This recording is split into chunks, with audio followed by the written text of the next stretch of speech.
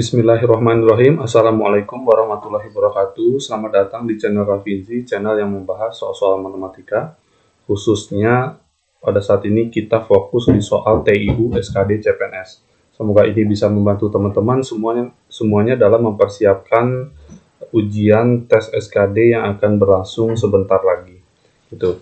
Sebelum memulai, jangan lupa bagi yang baru nonton, silahkan di like dan di subscribe. Dan di-share ke teman-teman yang membutuhkannya.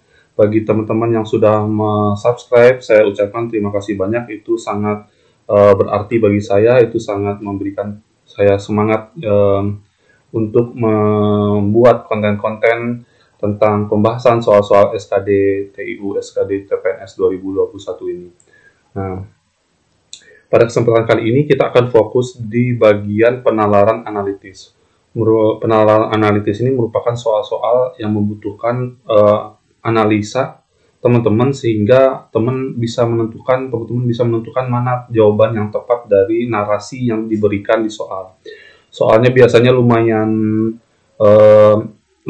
panjang ya, terus ada beberapa kondisi-kondisi, itu teman-teman tentukan mana jawaban yang tepatnya. Bagi saya sendiri sebagai guru matematika ini tidak terlalu menyukai soal-soal penalaran analitik selain membutuhkan banyak membaca dan harus membutuhkan penalaran yang cepat sehingga bisa penalaran analitis yang cepat sehingga bisa menentukan mana jawaban yang benar gitu. Nah, saya tipsnya itu saya isi dulu yang soal penalaran analitisnya, terus saya isi berdasarkan feeling saya, terus saya lewat langsung karena saya tidak mungkin bisa menyelesaikannya ketika di terakhir, saya masih sisa 5 menit terakhir atau 10 menit terakhir, saya balik lagi ke soal itu, saya otak-atik lagi, kira-kira mana jawaban yang benarnya. Alhamdulillah kemarin itu saya ketika mengotak-atik jawaban itu di terakhir ada nambah poin gitu. Kata keluarga saya yang nonton di live streamingnya di YouTube itu ada nambah poin dari 4 soal yang saya otak-atik itu. Nah, semoga teman-teman punya tips sendiri juga untuk mengerjakan soal penalaran analitis ini. Kalau teman-teman jago juga tentang soal penalaran analitis ini, boleh juga dikerjakan gitu. Tapi kalau bagi teman-teman yang kurang bisa memahami bacaan ataupun menggunakan penalaran analitis, ya soal ini tentu jadi momok yang menakutkan dan tentunya harus dilewat dulu baru terakhir dikerjakan. Gitu. Teman-teman bisa tandain langsung di kertas buramnya soal mana aja yang penalaran analitis, nanti pas di akhir balik lagi ke soal itu. Gitu. Nah, pada saat ini kita akan membahas beberapa soal penalaran analitis ya. Ini walaupun kelihatannya kayak soal silogisme, soal penalaran logis, tapi nggak ada salahnya ini di bukunya masih ada kayak gini lah gitu. Jadi kita lihat dari soal nomor 1. Kudo selalu mandi 2 kali sehari kecuali hanya jika ia sakit. Kudo hari ini sakit ya. Gitu. Berarti kalau dia sakit berarti dia tidak mandi. Jawabannya adalah yang B. Kudo pergi ke rumah sakit nggak ada di premisnya. Kudo masuk kerja tidak masuk kerja tidak ada di premis. Kudo minum obat tidak ada di premisnya. Kudo tiduran di rumah juga tidak ada di premisnya. Jadi yang paling tepat adalah kudo tidak mandi. Gitu. Oke, kita lanjut ke nomor 2. Jihan lebih pintar daripada Beno. Oke, kita buat skemanya. Jihan lebih pintar daripada Beno. Jihan juga lebih pintar daripada Susan dan Arman ya. Berarti di 2 premis ini bisa disimpulkan Jihan itu paling pintar di antara semuanya. Jadi jawabannya adalah yang paling tepat A. Susan dan Arman memiliki tingkat kepintaran yang sama. Dari soal itu tidak disebutkan mereka sederajat kepintarannya ya. Jadi tidak bisa disimpulkan Beno lebih pintar daripada Arman, tidak bisa disimpulkan Beno lebih pintar daripada Jihan, bertentangan dengan soal Beno dan Arman sama pintarnya, itu juga salah ya. Oke, kita lanjut ke soal berikutnya. Nah, ini soal penalaran analitis ya. Tuh. Ini soalnya jadi ke bawah ya. Oke, kita scroll aja nanti ya gitu.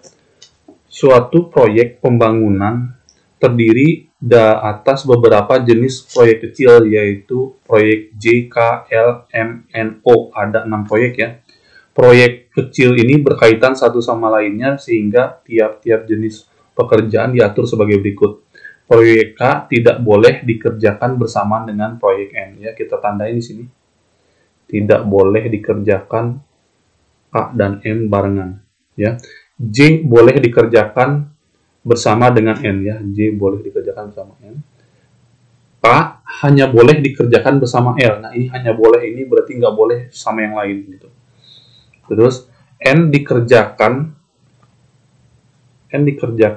jika dan hanya jika proyek O dikerjakan. Ini ada kata jika dan hanya jika, itu berarti berlaku dua arah. Proyek N itu harus dikerjakan berbarengan dengan O, proyek O juga harus dikerjakan berbarengan sama N. Jadi kedudukannya mereka saling membutuhkan kalau ada kata jika dan hanya jika, seperti itu. Oke, dari 4 premis ini kita coba lihat soal nomor 3. Jika pekerja tidak mengerjakan proyek L, ya berarti yang ini ya. Berarti pekerja juga tidak mengerjakan proyek K.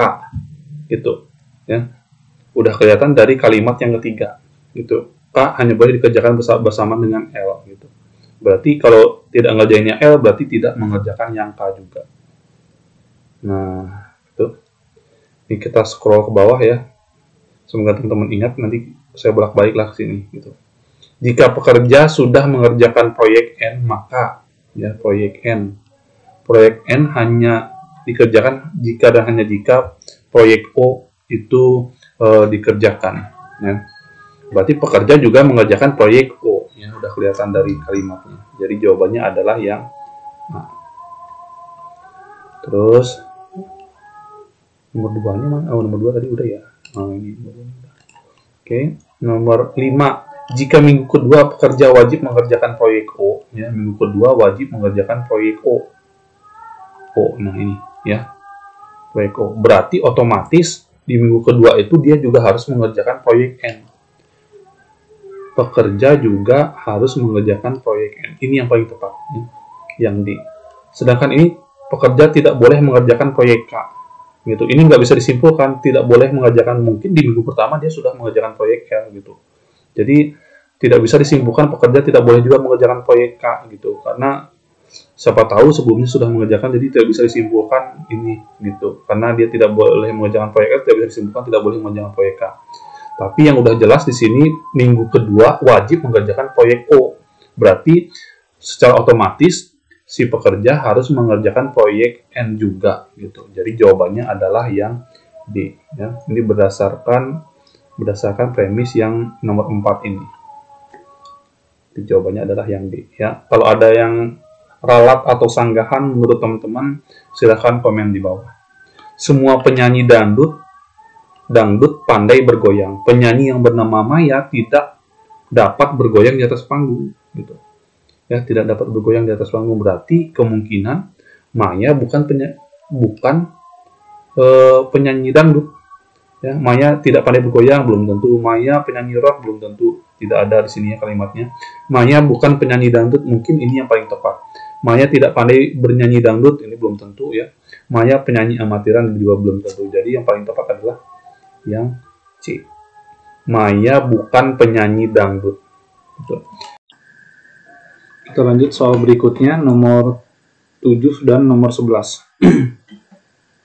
6 orang siswa OPQRS akan menonton film bersama-sama. Kursi yang tersisa diatur 2 baris, yang tiap barisnya terdiri dari 3 kursi. Kursi paling depan dari kiri ke kanan dikasih nomor 1, 2, 3, dari belakang kiri ke kanan 4, 5, 6. Aturan tempat duduk mereka sebagai berikut.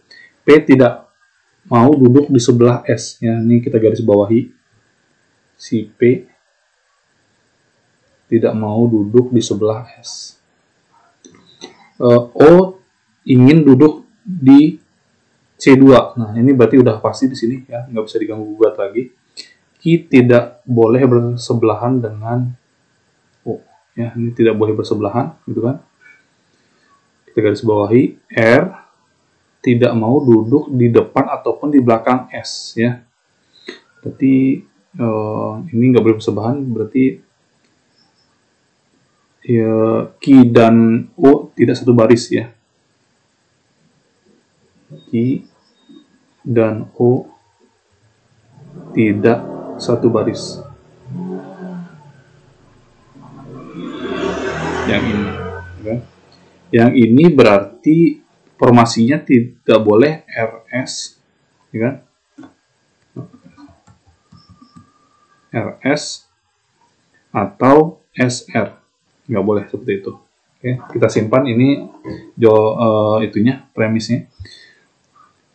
Pernyataan yang benar adalah, ini kita harus cek satu-satu, ya kan? Yang A.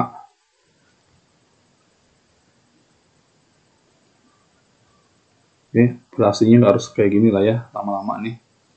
Gitu.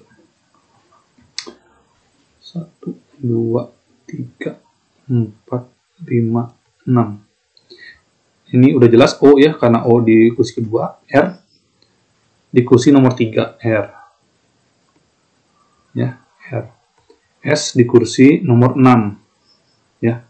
S dan R nggak boleh barengan nih, berarti salah yang A. Ya, nggak boleh. Itu. Kita cek yang B.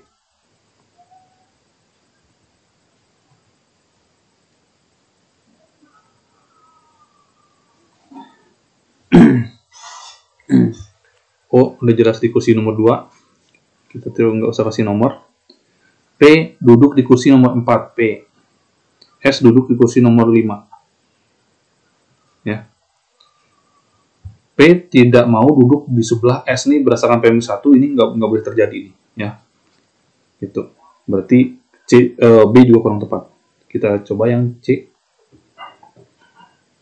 S duduk di kursi nomor 1 dan Q duduk di kursi nomor 6. Kita cek.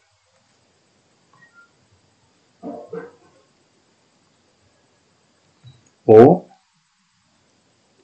S, Q di kursi nomor 6, ya. Ya kan? Terus P tidak mau duduk di sebelah S ya, tidak melanggar premis pertama. O duduk di sebelah di kursi 2. Q tidak sebelahan dengan O, ini tidak melanggar juga. R tidak mau duduk di sebelah di depan atau di belakang S ya. R berarti bisa di sini, bisa di belakang O, bisa di depan Q. Ya, jadi yang susunan yang C itu tidak jadi masalah, alias dia yang paling benar gitu. Teman-teman bisa cek yang lainnya, yang D ataupun yang E, apakah itu melanggar dari kalimat-kalimat premisnya, apakah tidak gitu, ya kan? Jadi jawabannya adalah yang C. Next, nomor 8. Q duduk di nomor 5, maka yang benar adalah, ya. Jadi kita gambar lagi kan.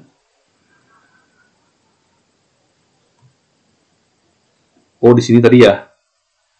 Q di sini. Ya, nomor 5. Maka yang benar adalah R dan S di baris pertama. Ya.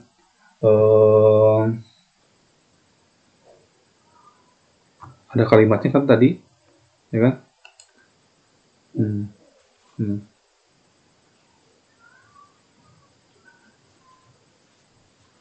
Ya, yang mana ya tadi? Nah. R dan S di baris pertama kita cek ya. R di sini, ini yang opsi A. S di sini dianggap gitu kan? Berarti sisa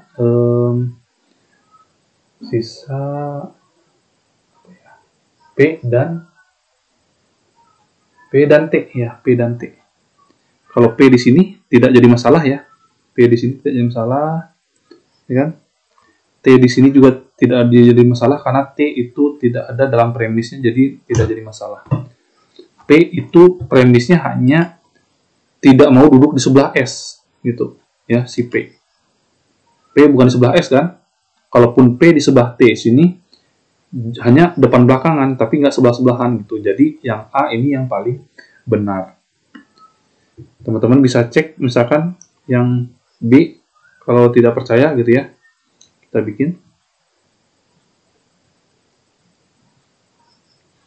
O, Q, T di belakang P. T di belakang P. Berarti P di sini kan ya? T di sini gitu. Misal gitu. Kita lihat premisnya lagi ya.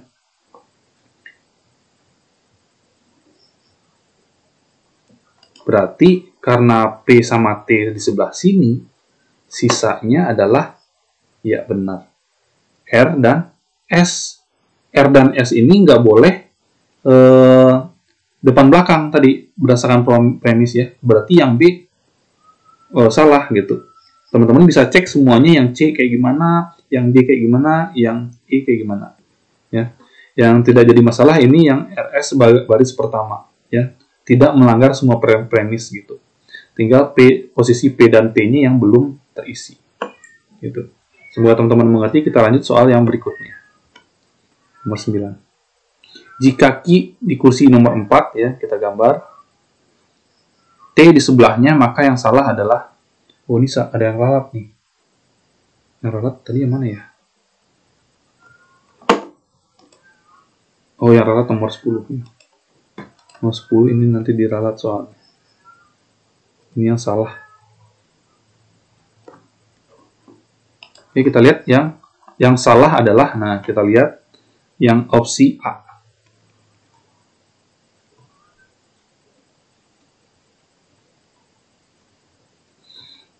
O di kursi kedua, Q di kursi keempat, dan T di sebelahnya. Berarti udah jelas T di sini kan. Yang salah adalah P di kursi nomor 3, P di sini. Ya. Sedangkan berdasarkan dari premis, ya, berdasarkan dari premis, mana tadi? Berarti sisa yang belum ada R dan S. Ya. R dan S. Ya. R dan S. Nah, gini. Ya. Ini nggak melanggar opsi-opsinya ya, nggak melanggar premisnya. Gitu. Kan ini gimana ya caranya biar nggak bolak-balik gitu. Ya. P tidak mau duduk di sebelah S ya. Enggak, ya kan? P depan belakangan sama S. Terus O di kursi kedua udah. Q tidak mau bersebelahan dengan O. Tidak bersebelahan mereka, ya kan? R tidak mau depan belakangan sama S ya. Tidak melanggar ya, berarti ini benar. Ya kan? Kita mau nyari yang salah, kita cek yang B. Ya, teman-teman jangan sampai terjebak. Kita mau nyari yang salah gitu. Nah, ini makanya butuh waktu lama karena kita harus nyoba satu-satu gitu. Ini O, Q, T. P di kursi nomor 6. Kalau P yang di sini. Ya. Berarti S dan R di sini ya. Bisa bolak-balik gitu kan. P tidak bersebelahan dengan S. Tidak ya. Tidak bersebelahan. Hanya depan belakangan. O di baris kedua. Terus O dan Q itu tidak bersebelahan. R dan S tidak depan belakangan. Berarti ini masih benar juga. Ya. Kita lihat yang C.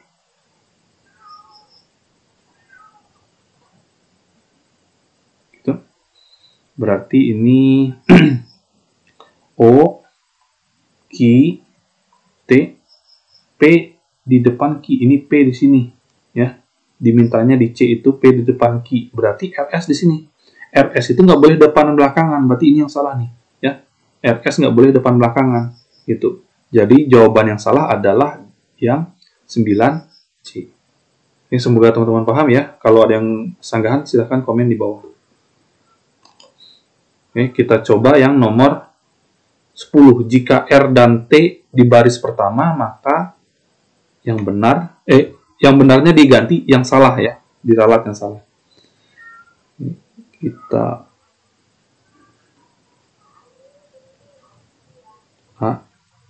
ini O, R dan T sebelah sini ya, gitu, posisinya bisa dibolak-balik, maka yang salah adalah S di kursi 4. Oh, S di kursi 4 nggak boleh, gitu kan?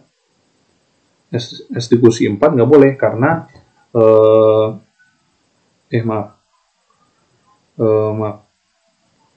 R dan T di baris pertama, berarti ini R dan T-nya biar nggak bersebelahan sama S, kita ganti posisinya. T di sini, R di sini, ya. S di sini, ya kan? Nah, S di sini berarti yang belum adalah P dan Q, ya. P di sini, Q Q di sini, ya. Anggap gitu, kayak gitu, ya kan? P tidak bersebelahan dengan apa tadi? P tidak bersebelahan dengan S, ya. Berarti ini kita tukar lagi, ya kan? P tidak bersebelahan dengan S, berarti P-nya boleh di sini. Q-nya boleh di sini, ya. P tidak bersebelahan dengan S, berarti tidak bersebelahan, ya kan? Terus O di nomor 2, terus Q tidak bersebelahan dengan O, Q tidak bersebelahan dengan O, tidak bersebelahan, ya kan? Terus yang terakhir adalah R dan S tidak depan belakangan, ya, berarti ini benar, kan? Kita nyari yang salah, yang B. Kita nyari yang salah. Q, O, R dan T, ya. Kita misalin R di sini, T di sini, misalkan gitu ya. S di kursi nomor 6. Nah, S di sini, ya. Berarti P boleh di sini, Q boleh di sini, ya. P dan S nggak boleh seberangan, nggak boleh sebelahan, berarti benar. O di baris kedua, terus Q dan O tidak boleh bersebelahan, nggak boleh bersebelahan, ya. Ini depan belakangan, berarti benar juga. Dan R dan S nggak boleh depan belakangan, ini masih benar, gitu, ya. Jadi ini masih benar. Kita cek yang C.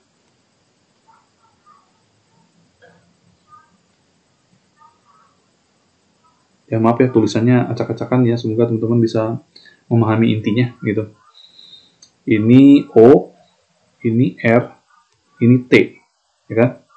Misal S di belakang O, S di sini nih, misal gitu ya. Berarti yang belum adalah P dan Q. P dan Q. Kalau P di sini, Q di sini, P sama S bersebelahan, ya kan? Nggak boleh P sama S bersebelahan, ya kan? Berdasarkan premis yang pertama. Misal kita tukar posisinya. P di sini, Q di sini, tetap P bersebelahan dengan S gitu. Jadi kalimat ini nggak benar gitu, ya kan? Di nomor 10 ini yang nggak benarnya adalah yang C gitu. Jadi jawabannya adalah C gitu. Teman-teman bisa cek yang D dan E dengan cara saya ini juga. Oke, semoga bisa dipahami ya. Kita coba yang nomor 11. Apabila C1 diisi oleh P, kita gambar, ya kan?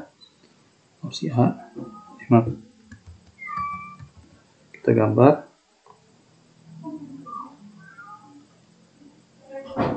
O di sini, P di sini, R ingin duduk di kursi 5R di sini, ya kan? Maka C3 kemungkinan diisi oleh, ya, C3. Kita salin karena P dan karena Q nggak boleh berseberangan sama O, ini nggak boleh bersebelahan sama O, berarti Q harus di sini, ya kan? Q harus di sini. Misalkan Q di sini, R di sini, S di sini, ya kan? Berarti T di sini, ya kan? Boleh, ya kan? Kita lihat lagi premisnya, ya kan? P tidak bersebelahan dengan S, tidak, ya kan? Terus O di baris kedua benar, Q tidak bersebelahan dengan O, benar, R dan S tidak depan belakangan, benar juga. Jadi T boleh di sini. Oh, tapi jawabannya T nggak ada ya. Jawabannya T nggak ada ya teman-teman, berarti kita coba lagi kombinasi yang lain. Yang pastinya di sini nggak boleh Q, ya. Di sini nggak boleh Q yang di kursi ketiga, karena O dan Q nggak mau berseberangan gitu. Berarti Q udah jelas di sebelah sini gitu kan. Kita misalkan ini isi S, ya kan. Di sini T, di sini Q gitu. Ya. P tidak bersebelahan dengan S, tidak. O di baris kedua, terus S dan R tidak depan belakangan, ya kan. Terus O dan Q tidak sebelahan, ya kan, berdasarkan premis. S juga boleh, yang nggak boleh hanyalah Q, ya kan. Jadi kemungkinannya di kursi ketiga diisi oleh S dan diisi oleh T. Ya teman-teman, semoga bisa dipahami ya. Jadi teman-teman harus memotret sendiri gitu biar paham, karena dengan melihat aja biasanya agak kurang nyambung gitu. Jadi karena T nggak ada di opsi, berarti jawabannya adalah yang S gitu. Jawabannya adalah yang S. Jadi jawaban 11 adalah D. Semoga teman-teman mengerti. Kalau ada yang kurang paham atau yang mau ditanyakan, tanya di kolom komentar. Ada sanggahan, tanya di kolom komentar. Semoga ini membantu teman-teman dalam memberikan contoh-contoh atau jenis-jenis penalaran analitis ya. Seperti ini soalnya lumayan. Masih mending kalau satu soal, satu narasi untuk beberapa soal kan gitu. Jadi kita bisa menguliknya gitu kan. Tapi kalau satu narasi satu soal itu teman-teman harus berpikir lagi. Kalau soalnya ganti lagi, beda lagi narasinya, harus berpikir ulang lagi gitu ya. Harus berpikir ulang lagi seperti itu. Jadi saya doakan semoga kalau teman-teman dapat soal penalaran analitis ini, dapatlah soal-soal yang mudah dan tidak panjang-panjang gitu. Oke, semoga membantu teman-teman. Jangan lupa di like, subscribe, dan share ke teman-teman yang lainnya yang membutuhkan. Ini sangat membantu saya. Semoga saya juga jauh lebih bersemangat membuat konten untuk teman-teman semuanya. Saya doakan teman-teman bisa lulus di tahun ini, bisa jadi ASN di tahun 2021 ini. Nantikan video berikutnya, tetap jaga kesehatan dan patuhi protokol kesehatan. Sampai jumpa lagi. Assalamualaikum warahmatullahi wabarakatuh.